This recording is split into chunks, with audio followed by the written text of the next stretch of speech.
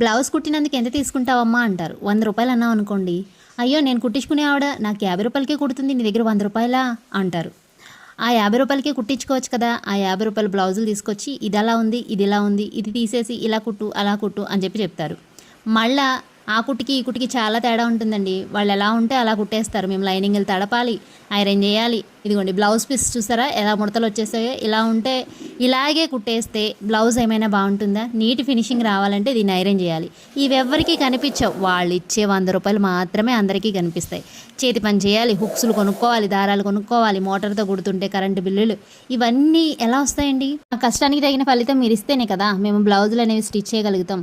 ఒకవేళ మీ బ్లౌజ్ అనేది చెడిపోయింది అనుకోండి, మీరు ఎంత ఫీల్ అవుతారు?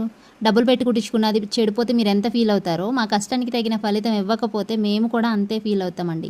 మీరు ఇచ్చే 100 రూపాయలే చూస్తారు కానీ ఆ 100 రూపాయల వెనకాల మేము ఎంత కష్టపడుతున్నామో ఎవ్వరూ గుర్తించరనమాట. ఈ ఒక బ్లౌజ్ కుట్టేంత టైము ఈ హెమ్మింగ్ చేయడానికి సరిపోతుందండి. హెమ్మింగ్ హుక్స్లు వేయడానికి ఎంత టైం పడుతుందో తెలుసా?